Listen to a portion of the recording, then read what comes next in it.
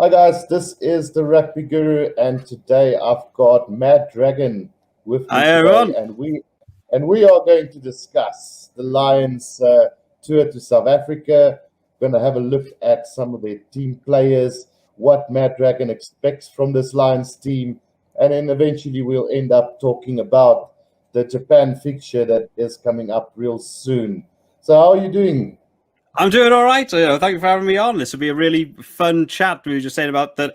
I know so much about the Lions team and yet so little about Southern Hemisphere rugby. This will be such a nice way to get into this. That you can talk to me, you can teach me about the world of No? the South African rugby. I do know a little bit about I saw the Super Rugby Aotearoa that was going on Mhm. last year and a little bit this year. So I know a little bit about New Zealand, but South African rugby to me is a little bit out there. But I can talk about some of the international team. But I'm really looking forward to see how this Lions team gets on. I think we were all a little bit surprised about some of the team choices that were picked. Yeah, The initial thing, they've absolutely. gone down a very different route to how I've gone. But I think both teams are looking very, very strong. So it's going to be quite a fun tour to see how they get on. All right. So before we get any further, then Morgan, who are the three players that has been left out who you think should have been in that squad? Should have been in the squad. I personally, again, what's the bias here of my own stuff? I would have really liked to have seen Navidi in. I thought Navidi had a really good Six Nations, and he's looking impressive. They just haven't gone down that route of sort of big jackler defense players. They like big ball carriers, so they haven't gone down the Navidi route. I think that would have been nice to see. James Ryan for Ireland, I think, was a bit of a Yeah. shock. James Ryan for me has always been a bit hit or miss for the past couple of years. He plays exceptionally, then plays terribly. But this Six Nations really solidified his game, and then wasn't picked for the Lions, which was a really big surprise for me. And I think one that could have got a look in actually was going to be Henry Slade, considering that England had a very bad Six Nations. Henry Slade looked to be one of the few sort of diamonds in the rough for them. So I think he could have got in, especially with some of the centre choices. I mean, Elliot Daly got in at centre. I think I would have much preferred to have seen Henry Slade in there rather than Elliot Daly. How about yourself? Yeah, myself, I was very disappointed that James Ryan didn't make it. In fact, I was thinking the time when I was working out my team, I thought, would I go with Ian Henderson or James Ryan? Surely it's got to be James Ryan because he just brings that X factor where we know Ian Henderson straightforward is a line-out jumper and he tends to just carry the ball forward, where James Ryan brings you that extra little specialness that he can make something out of nothing. And then I was very surprised at the fact that Johnny May wasn't selected. I thought he would have been one of the first names on the Lions sheet. And that surprised me because the fact that Duan van der Merwe was picked, he just got his debut for Scotland. And yeah, I really would have thought that they would have gone with the experience of Johnny May, especially when you consider that it might be a very much of the same as the World Cup final. Lots of kicks over the top, chip and chases, and you need that experience if you're going to play against a team that used to kick so much. So I was very surprised with the selection of Duan van der Merwe ahead of Johnny May. And then also in the center combination, I would have wanted to see Jonathan Davis there, also just for basically for his experience that he brings to the side. I don't think Chris Harris has done enough to warrant the selection. Even Bundiaki for me was just a name that popped out of nowhere because nobody. I don't even think you yourself had Bundiaki down No. as a choice. Yeah, So yeah, that's the yeah. centre picks were bizarre. They've obviously gone down a very different route to how I thought they were going to. A lot of people wanted to see Jonathan Davis, and I think Jonathan Davis has been brilliant for a number of years. This year, in particular, though, I thought he was really struggling in the Six Nations. What he brings is that experience, and you get to see him on some of the breakaway runs that he gets to do. He is fantastic when he's on the game, but for me, he wasn't quite there. I didn't expect him to get in.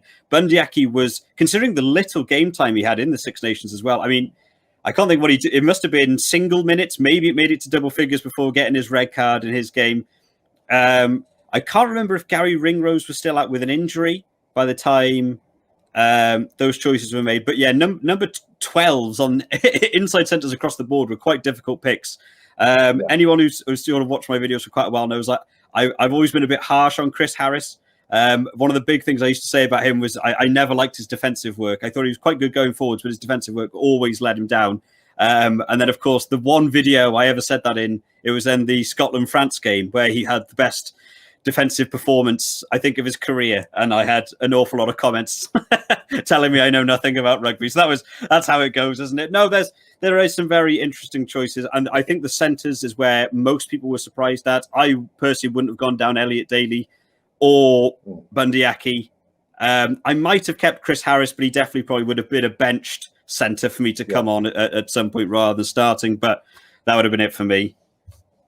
Yeah, no, for sure. I mean, there's so many players that has been left out that you could have mentioned that could have made a big difference in this Lions team. If you consider Bundy Aki basically just been brought in to do basically what Manu Tuolangi would have done for them, because he would have definitely been there had he not had so little game time. I still think he could have been selected and he would have done a better job than Bundy Aki would have done for the Lions. But I mean, obviously Warren Gatland knows exactly what he wants out of this team. I don't know if you watched that video of Squitch Rugby where he explained why he thinks the selections was made. He made some really, really good arguments there. And I had to think afterwards, this could be actually a very good Lions side. And if you look at all the combinations that there is, I do believe that this Lions team could give us a major go. You know, I would have said if South Africa have played some test rugby this past 2 years, then I would have probably been very biased and said it would be a 3-0 thumping. But yeah, having looked how the way our local domestic competition has gone, and just the fact that the Bulls got hammered by Benetton the other day. Yeah, I know. Tells me a different story. What's your thoughts on the overall selection of this Lions side? Do you think that they've got a good balance? I think there's definitely the Squid Rugby video you mentioned. I really sat down and tried to work out where they were going to go with the team. To me, it just looks like it doesn't strike me as a Warren Gatland team, which is what I found so weird about it. Everyone in it is almost designed like they're going to play. Every game's going to want to be more of a percentage game. They're going to want more territory, more possession, and they're just going to keep going forwards. And having watched Wales for the last 15 years of trying to watch Warren Gatland do Warren Gatland and Sean Edwards together with the defensive setup that it used to be. That was the Wales key feature, was the defensiveness. And if they get a try in there, they get a try in there, and you try and kick through. But the defensive element was solid, and yet so many of these players, I would say they're, positive is the attack, not the defense. I mean, the standout there to me would be the Duhan van der Merwe. Absolutely a monster going forwards. But we saw it in the France game. We saw it in a couple of other games. Just he sort of falls off tackles for a big guy. He really struggles on the defensive side. Bundy Aki, again, another one for me that goes forwards really well. But I think defensively, I wouldn't have him as, in your top 10 for your defensive people. So I think it's going to be a different game style, but maybe that's what it's needed. I think the selection was well chosen for a very specific game plan. I think Squid Rugby really nailed that. He is very good at the breakdown. So I think he's really got to grips with what they're going to do. Unfortunately, I'm no doubt South African coaching staff have watched that video and gone, yes, we'll note down how we're going to stop that. Rusty, by the way, is a big fan of Squid Rugby, so he'll definitely would have watched that video. Yeah. But the actual team, I thought as well. The one thing that I have quite liked about it is I feel like he hasn't just picked names for the sake of picking names. There are a couple of people that are struggling, but are big names in rugby, and therefore they sort of just get into teams. And I think it's been one of the issues with a couple of teams. I mean, we've seen it with England, especially this year with the Six Nations there. They all came in. It was the standard Eddie Jones team. This was a World Cup final team 2 years ago, and they just struggled to do anything. And, there was a couple of comments said in commentary times of Eddie Jones saying, we're going to hack 30% of this team. They're going, and that's what they need to do. And I think Warren Gatland's a little bit more ahead of the game, saying, we're not, anyone who's not performing day in, day out isn't coming with us, and we're going to take the people who are, and that's where people like Tom Curry are going because they perform well. Owen Farrell, I expected to go because of the 10-12 situation. There are a couple of England choices that I was surprised at. Elliot Daly being one. Again, people have said for the versatility of him, but I think he had a very bad Six Nations. And the other one I was surprised about was Johnny Hill, who I don't think had a bad Six Nations, but I there was nothing about it that stood out to me. I certainly wouldn't have picked him over James Ryan in your lock department. But then again, if you look at some highlight reel footage of him at club level, it's very good. You watch him breakaways, running with the ball in one hand. He's doing a lot at club level, and I feel like he's definitely focused more on the club level than the international. That's why people like Sam Simmons have got in, who probably deserve to be in that England team, and just it just doesn't get in. But I think across the board, it's not a bad team, and there are some very good picks in there that even I didn't think of. Rory Sutherland was one I didn't even consider, and as soon as I heard his name, I was like, yeah, probably. He's very good, actually. That's perfectly fair. He's a good player. I mean, if you look at the prop forwards of who they could have selected, the likes of Joe Marler not being selected, I didn't really expect him to be chosen, as he's been a very controversial player as of late. Got Alan Jenge, the little baby rhino, with his whole attitude. I would have rather would have wanted to see him there, but with the mix of aggro already there, in the likes of Maro Itoje, you've got your Owen Farrell, your Bundiaki, whose discipline aren't always the greatest. And given that this is going to be a very brutal, tight physical game between the two sides, I think tempers might be a bit flying, and we will probably see a yellow here and there. I'm just worried that it might come from the England side rather than the South African side. So what's your thoughts on it? I know I asked it to Bears Gamer as well the other day. Aren't you worried about all the ill-disciplined players in that Lions squad? Well, there are, and they picked it out. I mean, I can't even remember who was coach. I can't remember if Warren Gatland was still in charge of the Wales team when it was Wales England, and he did a press conference saying like, we're coming for Kyle Sinclair because he'll do something, and they absolutely targeted him. Of course, Kyle Sinclair was taken off after about 45 minutes of that game because Eddie Jones could see a red card coming. He just gets wound up. I think that's why Kyle Sinclair probably wasn't picked in the initial squad. It was because of that temper he has, but he is very good at the tight head role in terms of scrummaging, and that's probably why they put Andrew Porter in. Fell out with injury, fill him in. I actually probably agree with you. A lot of the sort of contentious behavioural sides come from a lot of the England contingency. Actually, yeah, Maro Itoje is just an on the edge player. The game that he had against Wales, which I think people will talk about him quite negatively for a little while, which I don't think was fully void. I did do a big breakdown video on that one. And looking back at the game after 2 or 3 times, you actually see some of the penalties are very 50-50. He is completely in the wrong, but in another game, I would expect them to not, ping him for some of those. I think Kyle Sinclair could go for a couple of them. Johnny Hill, he gave away the penalty in the Wales game. That was the Kieran Hardy try, the tap and go. Just it's doing silly things. So I am quite surprised Warren Gatland went with so many players that have not necessarily ill discipline, but do so many decisions where you're just like, you don't need to, collapse in a scrum or, throwing a punch or not rolling away. It's things in games like that I think as a coach would make you want to tear your hair out. Some of them that will probably be less penalised. I mean, Xander Fagerson missed so much of the Six Nations for, again, it was just a stupid thing to do. But it now looks at him like, oh, what a negative. He missed loads of the Six Nations, but he's a very good player, and he doesn't do that week in, week out. He's a very good player. So I think it'd be interesting to see. But I think it could come down a lot to those cards could become massive, impacts in games that are already, fixed to be very tight-knit. Having a yellow card, a red card, they're getting more harsh now on red cards. The amount of red cards we're beginning to see for, players almost at like hip height, but your shoulders hitting someone is a red card. There's a couple of players in there. It's really ridiculous, which brings me to my next question. And because of this discipline, the yellow and red cards are so easily given away these days. Do you think rugby has gone mad with the yellow cards and the red cards that we see these days? And do you think that the solution will be to make the red card 20 minutes, and then you'll be able to bring on another player like they've tested now in the Pro 14 as well as the Super Rugby Aotearoa.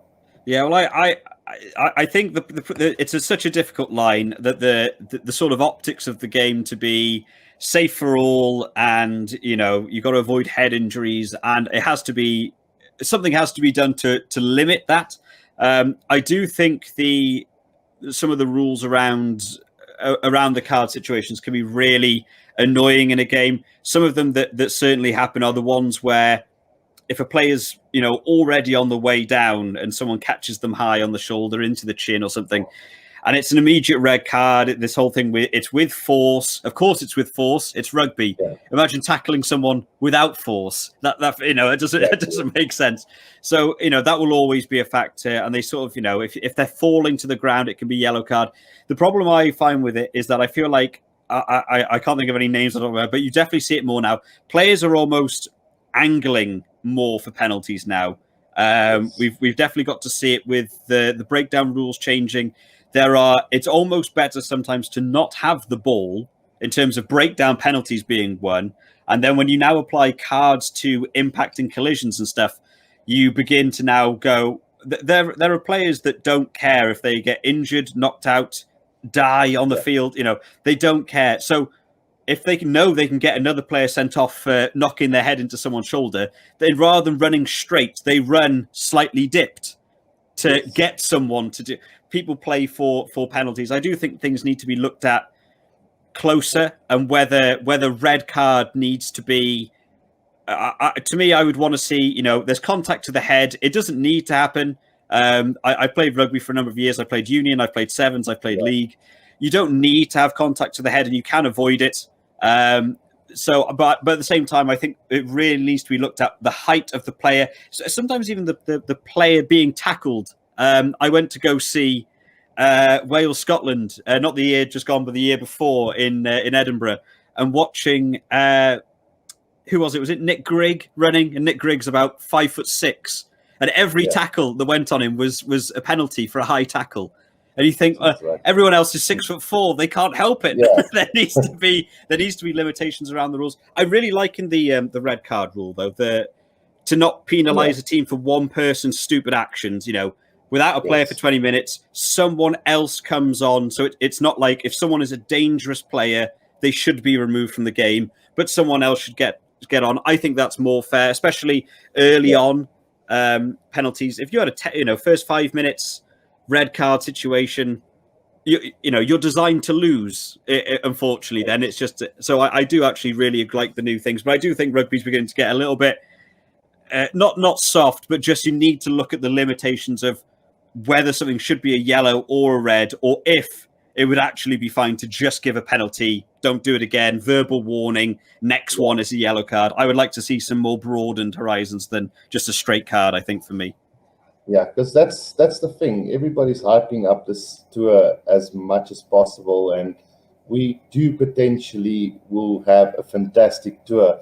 But if this sort of things are going to happen and it's going to bring down the value of the game, then it's definitely something that needs to be looked into. And I really hope that it doesn't happen in this tour where you're going to have red cards early on or yellow cards, and it just brings down the value of the contest.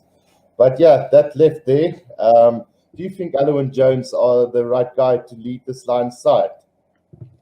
I would say so. I was quite surprised. I'm quite big into doing betting and betting on stuff, and I was really surprised when I saw the lineup for pick who you think will be the Lions captain, and the top two choices were ALUN Jones or Maro Itoje. And I can't speak for a lot of Maro Itoje's history. I don't know of a lot of the captaincy ability he has, and considering he's on the end of so many penalties himself. I was really surprised he was even in the running, and people believed he was going to get there. I think ALUN Jones is probably the best, the captain of of Wales for so long now. He's just captained a team, Six Nations win. I think it makes sense. Something that I did say in my videos, and I've said quite often, I don't believe ALUN Jones is the best number 5 by a long way. I do think there are better number 5s. And I thought if ALUN Jones gets into the Lions, it will be primarily to be the captain. World refs respect him a lot. I think the cap level he's been around, the experience he has, and he actually had a relatively good Six Nations for the majority. He's one of those old school players that it does begin to annoy me sometimes when you see he's a big key player for doing the after a tackle, doesn't roll away, just hangs onto the feet and remains in the ruck a little bit too long. But unfortunately now you get penalised for it. But he does about 4 or 5 of them a game, and he just and if you go back 4 or 5 years in rugby, that was fine, and now it's not. But he's never learned to do it. But I think from a captaincy role, I think so. He's got a calm enough demeanour. He can talk to referees. He's good enough with the press. He's done it for long enough that he's not going to say anything too outrageous. I think he is a good choice, but I think he's in there for the captaincy role rather than the number 5 shirt that he'll be wearing. For me, I think. I don't know about you. Yeah, I always valued ALUN Jones as a really good quality player, and I know a lot of you, even you included, say that he's there for the captaincy, but I mean, when last did he have a really bad game? I don't recall that he's had a bad game definitely not in his last 5 games. I think he's been playing really well. So yeah, I think it's a little bit tough to say that he's just there for the captaincy. But I mean, if you look at the other quality that there is, like the likes of James Ryan, who's been left out of the squad completely, with the likes of Maro Itoje, and then you also got Byrne, who can play at lock. And then also you've got the likes of Johnny Gray, who also didn't make the squad. And then you also got Ian Henderson there. And it might make sense that it is true that he might just be there for the captaincy. But I think it's a little bit harsh. But yeah, no, I think he's good enough in on the running field to play. The thing about him is he's just that sort of team, boost, isn't he? He's still there. I've seen interviews and stuff where they've done with him. He's first on the training field, last off of it, sort of deal. I've seen games where I don't remember how long ago it was. I remember one where he dislocated his shoulder and he pushed medics off of him, and he wrapped his arm up and he carried on playing with one arm. He doesn't stop, and he doesn't necessarily have a bad game ever.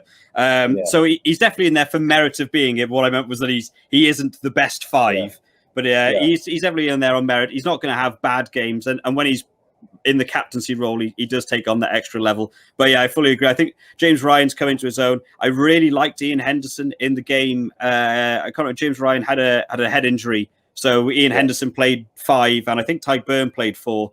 And I liked Ian Henderson at 5. I thought he played well. Like you said, Ty Byrne can also do 5 as well. So there's a lot of people who could play 5. Alan Wynne, no doubt, will have that to be the captain as well as an extra boost. But I do think he plays well. But I think that captaincy is definitely an extra level that he brings to the team. Yeah. So one thing we're going to discuss before we go over to the Japan game. There's been a lot of talk about who's going to be the fly-off for the British and Irish Lions, whether it's going to be Finn Russell, or it's going to be Owen Farrell, or it's going to be Dan Biggar. Who do you prefer playing in that number 10 jersey? Oh, so to the Welshman, you asked this question. Try to be unbiased. In a professional term. In all honesty, I think. Well, each one obviously the different thing. To me, Owen Farrell hasn't been at the top quality that we've been used to seeing him for the past couple of years. Owen Farrell, to me, looks very good when he's surrounded by players who work well with him. We got to see it leading up to that World Cup. How many of Johnny May's tries came because of a grubber kick or a crossfield kick from Farrell? Yeah. The things Farrell does really well is because someone else does something else brilliant alongside of him. He's played 12 for so long for that England team. I prefer seeing Owen Farrell at 12 rather than 10. I think Dan Biggar and Finn Russell are better in the number 10 for me. It depends on the way you wanted a team to play. Finn Russell is your wild card. I really enjoy seeing Finn Russell play. But you do feel some of the passes that he makes, you just think, well, that's an interception try waiting to happen, and somehow it works. It's a brilliant thing. I think for me, if you were playing a solid team and you knew what you wanted from a fly half, I think Dan Biggar is again not being biased. Dan Biggar is probably the safer pair of hands in. I think percentage kicking, he's very good. He's going to be able to get to the post, get to the whether it's a penalty or a conversion. He's also got good range with it. But also the open eye opportunities. We saw it in the England-Wales game, the crossfield kick to Josh Adams off the quick tap and go. It's just making the most of an opportunity. And I think he brings that. I think if you were going for more of an attacking run, though, I would probably go with Finn Russell. But for me, I think out of the three, biased or not biased, other people can make that decision. I do think Dan Biggar was probably the best choice. I was actually surprised Finn Russell got in over Sexton, in all honesty, because I thought Sexton would get in under a similar merit to Dan Biggar of being just the safe pair of hands. You can put him at 10, let him do his thing, and worry about the rest of the team sort of deal. I was surprised to see him get in, to be honest. Yeah, it makes sense. If you take into account that Gareth Davis is there at scrum half as well, then it could possibly be that combination. Because for me, and you can correct me if I'm wrong, but coaches tend to go with combinations. So I would think that they would go for as much combinations as possible when you look at certain stuff like your center combination and your fly off and scrum off combination. So I do think that Dan Biggar might have that edge, just because the fact that Gareth Davis is the only one really. I know you're going to correct me and say Ali Price is there for Finn Russell, but is Ali Price on the same level as your Gareth Davis and your Conor Murrays? See, this is the sacrilege of a Wales supporter. It's in all honesty, I Gareth Davis was another one I was actually surprised to see get in. I didn't think Gareth Davis had a very good Six Nations. I personally, if I was going to, I knew sort of Dan Biggar would be going, and I expected a Welsh scrum half to be going with them. But I really thought that was going to be a battle between Tom Williams and Kieran Hardy. Again, Gareth Davis is one of those, is a player that's been known for so long. We know he's good on the interception runs, and he's a solid in terms of being a scrum half. The thing that lets Gareth Davis down for me is the box kicking from him. It's either too long, too short, too high. There's so many of them miss hits. I think Ali Price is actually much better at box kicking, and Conor Murray for that respect actually as well.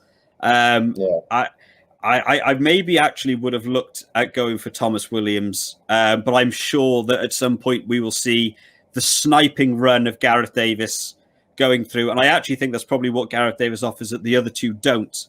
Conor Murray and Ali Price love to sit at the back of rucks and distribute, whereas Gareth Davis has always got that one eye forwards. He's going to pick up and go. Is he going to do the dummy pass and go? That's what he looks for. So no doubt that's why he's got in the team.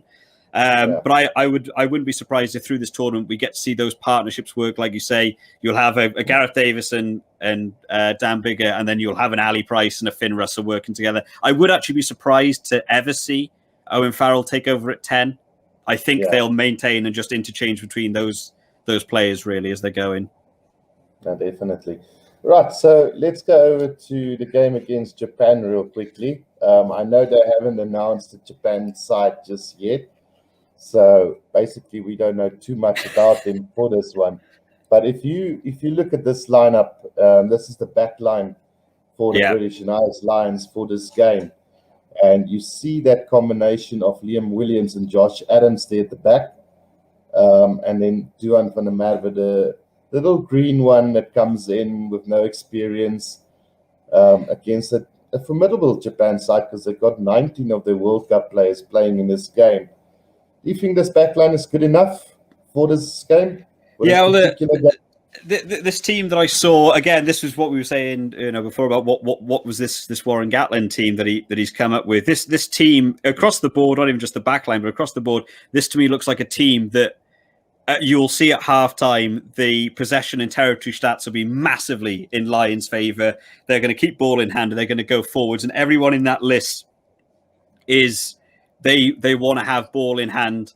Liam Williams versus Stuart Hogg is going to be their back. I don't know if Stuart Hogg was allowed into this first game. There's been a whole issue with England club level and different club level players not being allowed to get in. But to me, I feel like so much of this is built to be Lions will have ball in hand, go forwards. That's why Duan van der Merwe's taken the left wing, because he's just going to go forwards. Bundyacki's the crash ball first receiver. Robbie Henshaw's the guy who's going to find the gaps in the line. I was actually quite surprised to see Josh Adams and not Zammit there, because Josh Adams to me is the only one that might break away from that. Josh Adams is going to be playing out of position, normally left wing, moving to the right wing. I haven't seen him play a lot at right wing. The last one I saw was in the Autumn Nations Cup, and he got yellow carded for an outrageous tackle made completely illegal. I think this is, and again, even the 9-10 combination there, Conor Murray and Dan Biggar, you've got a guy you know what to do. He's not going to run with it. He's going to distribute from 9. That's fine. What's Dan Biggar going to do? Dan Biggar, another distributor, but if a line's there, he will run. But also then you've got the look up around.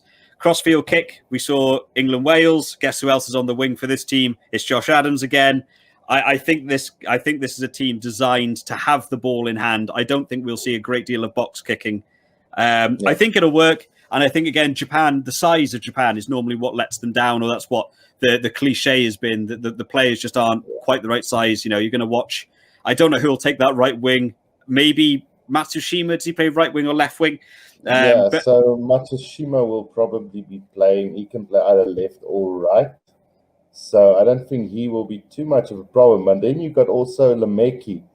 And then they also brought in Gerard van der Heever, who's a South African player. And he's not the smallest guy. So he might be maybe Duan's direct opposition with Matsushima on the left wing. So as far as size is concerned, they could field a pretty buffed side against this Lions team. So it's right what you say. I think Bundiaki will be the crash ball guy. Robbie Henshaw will try to just work his way around things. It's interesting to see Dan Biggar and Conor Murray in that combination, because I think Warren Gatland is giving away something. I think he wants to see how this combination is going to work. And if it does not work, then you can really expect your Gareth Davis to come in and form that partnership with Dan Biggar. So on the one hand, I hope that it works out for them, because if it doesn't, then they're going to be in some serious trouble. And the likes of Liam Williams, obviously, a lot of people say that they prefer him on the fullback ahead of Stuart Hawke, which I do get. I know Stuart Hawke makes a lot of silly mistakes now and then, and it maybe really warrants Liam Williams' selection. But I do think that this is a good attacking backline that is picked. Like you said, Duan will attack. Liam Williams will be solid under the high ball. Josh Adams will be looking to get a few tries in here and there. But overall, this looks like a midweek backline to me. Yeah, I think they're going to go. I just think they've tried to play different angles with it. I think the toss up for Liam Williams and Stuart Hogg is. I think there's as many positives on both sides for them. Stuart Hogg to me is a much better counter attack runner. But again, I think with so much ball in hand, I imagine what will happen is you'll see this sort of game will be first half. Lions will look to just dominate the half, and then it forces the Japanese then to just hold on to the ball when they've got it. They'll have to reduce their own kicking. They won't get it back, and that's where there's almost then no point having Stuart Hogg. What's the point in having a great counter runner if no one's going to kick it to you? Whereas Liam Williams, the ball will drop back. You'll see, Dan Biggar will do an up and under, and Liam Williams will go and chase it, and Dan Biggar knows how to cover that backfield well enough. I think it's a team designed to go forwards, but it'll be interesting to see how Japan cope with it. I mean, everyone counted Japan out in the last World Cup from what I got to see in the Northern Hemisphere. Going up against Scotland and Ireland, everyone expected them to lose both of those games. They've won both of those games, so I think it'll be interesting. I think you've got a very good point actually with the Conor Murray Dan Biggar thing. I actually feel like that is the combo they might be looking for. Maybe the second test of the South Africa, and this will get the feel for it. I'm not sure if I see Finn Russell and Conor Murray working too well together. Because one is so solid in their job, and then Finn Russell is just so loose at what he's going to do with it. I don't think they work well together. I think because Dan Biggar can play a lot like Sexton, I think that the two might meet up quite well. And if it goes wrong, like you say, you scrap that partnership, you move in Gareth Davis, and you let him take over from there. But Gareth Davis wasn't even on the bench for this team, I don't think. He isn't on. Ali Price is on the bench. So maybe this is just the tester for both combos for Dan Biggar to take 10 who works best with him that isn't the Welsh partnership they already know works. I don't know. That could be as well. So then we go over to the forwards, and one thing that I've noticed now, which might be a little bit scary for the Lions supporters, is the fact that there's 9 players in the starting 15 that actually lost to Japan in the World Cup. Yeah, I didn't consider that. I didn't think that as a there's it is Yeah, there. at both ends of the Scotland Island side, there's 9 players in that 15-man starting lineup who's actually lost to Japan. So revenge is what you're saying. Revenge could be on the cards here, you know. But without the jokes, looking at this forward side, Jack Conan, Hamish Watson, and Byrne as a loose trio, how do you see that combination going? Yeah, this to me is a team designed to have ball in hand, or the other side of it is to gain ball in hand. Tyke Byrne, well, I think it was Tyke Byrne, Hamish Watson, Andy, and Henderson were all in the top 5 for turnovers in the Six Nations. So you've got 3 there that will rip the ball off you. The Japanese clear out, I've got to think back 2 years. I can't think of how good the clear out was on breakdowns, but all 3 of them are going to get themselves in there, ripping the ball back to allow, possession and stuff. I think it's a good pick.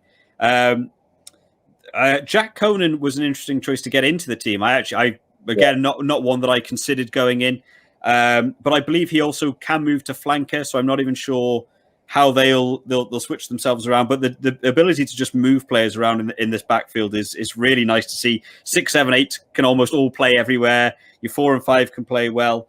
Conan and Byrne will have played together. So the back of the scrum, back of mauls, they're going to know what they're doing together. And Hamish Watson is just a monster since he entered the world of rugby. He just doesn't seem to stop. Yeah. I think again, big ball carriers, I think is the lead one there. I think there'll be one. It'll almost be quite similar to how Ireland like to work in the breakdown situations of having someone clear out and someone jackal. And I think the 3 of them there will work well together. If you have, Conan on a clear out run, followed by both Watson and Byrne coming over for a jackal, you can set men up on pillars and you can get in there. I think they're going to be really hard to stop. So the Japanese are going to have to enter more players into almost every ruck just to cope with it. So I think it's a good pick. I think almost this team is a fear factor team.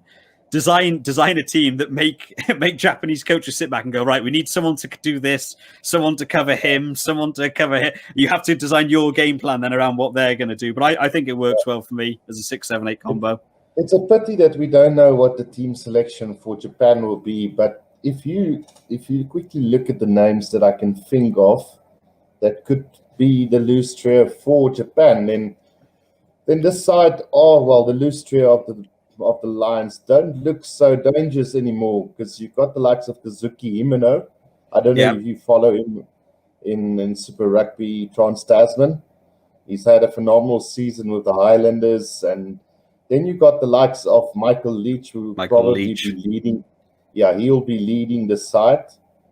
And then you've got the likes of Peter Labuskaghni also there that could do the same job that Hamish Watson will be doing for this Lions side. So it's going to be interesting to see whether they're going to go with Mafi or whether they're going to go with Labuskaghni on that one.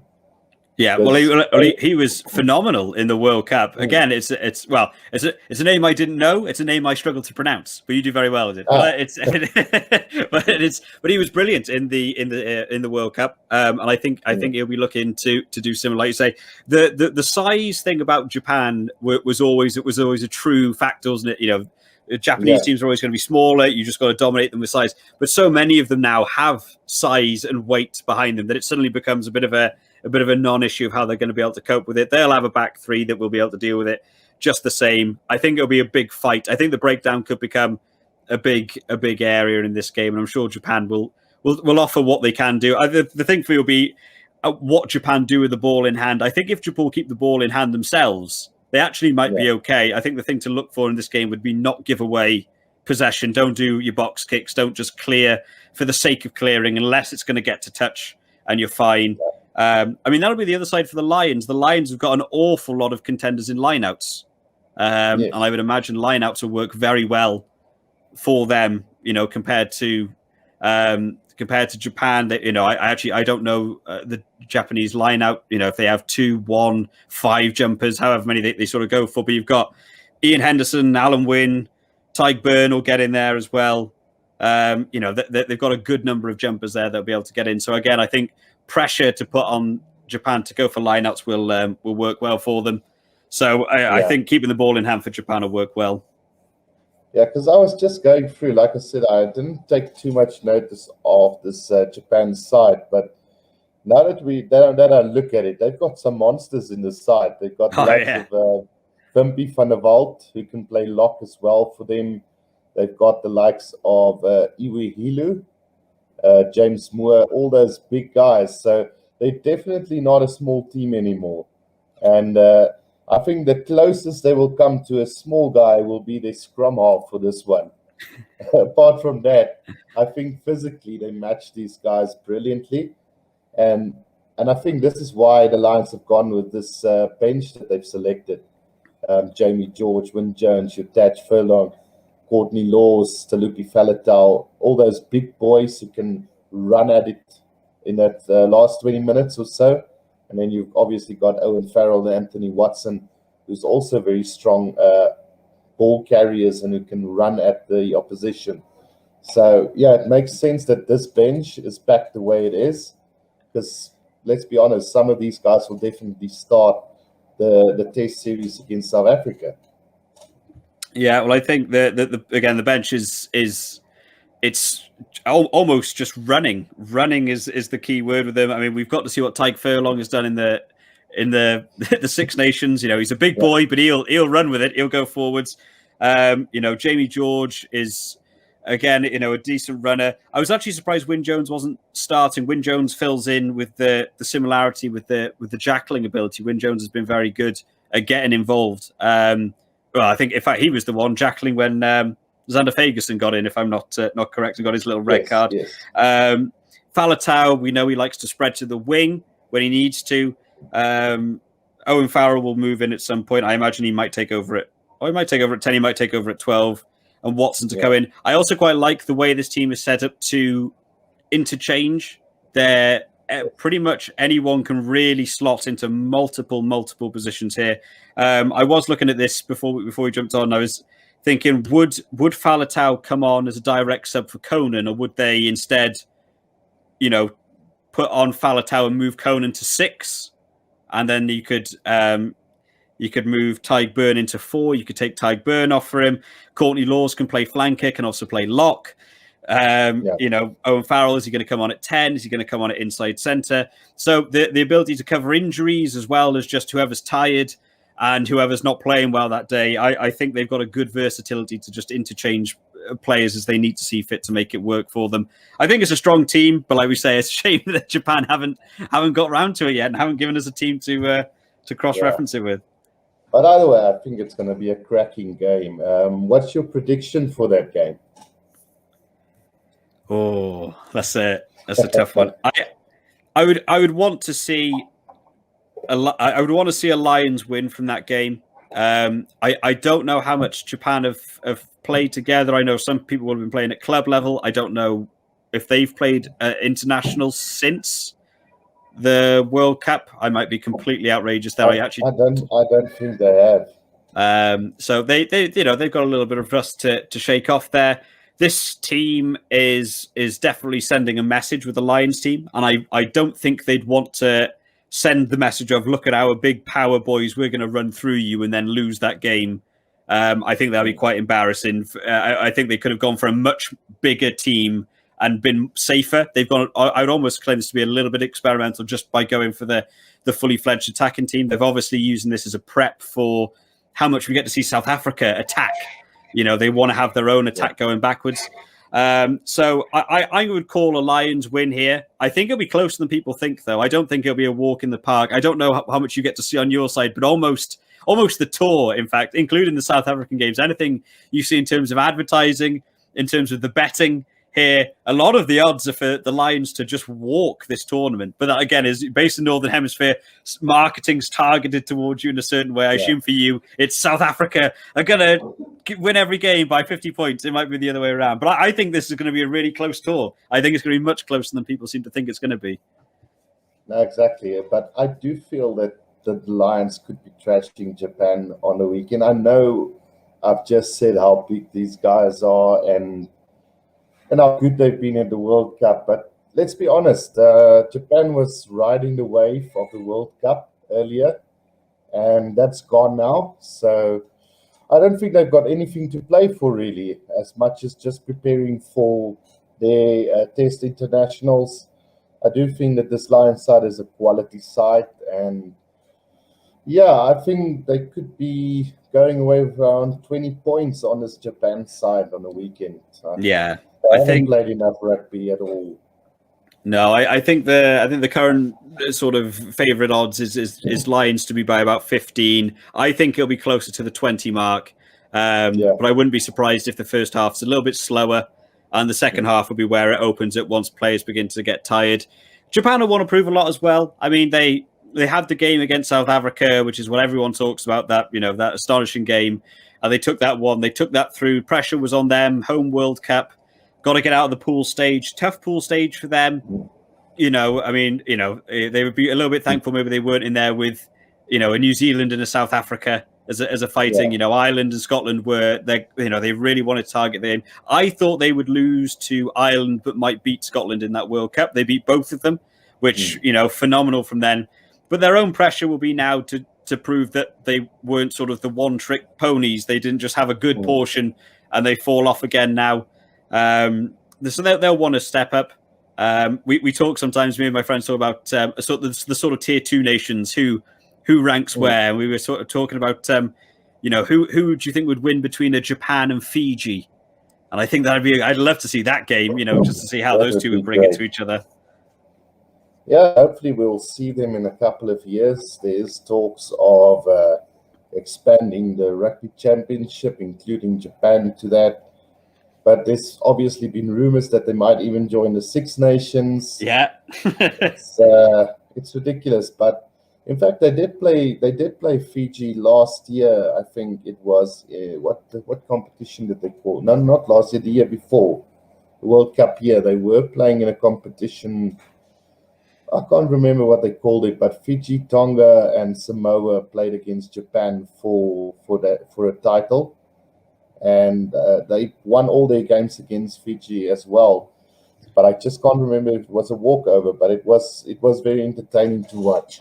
Yeah, well, I really enjoyed the Fiji-Georgia game in the Autumn Nations Cup. Was fantastic just to watch two teams let loose a little bit. Again, Georgia's another one talked about a lot of what they're going to be able to. I think Georgia's got a really horrible summer tour, in all honesty, outside of the Lions for a second. But I think Georgia have got. I think they're playing.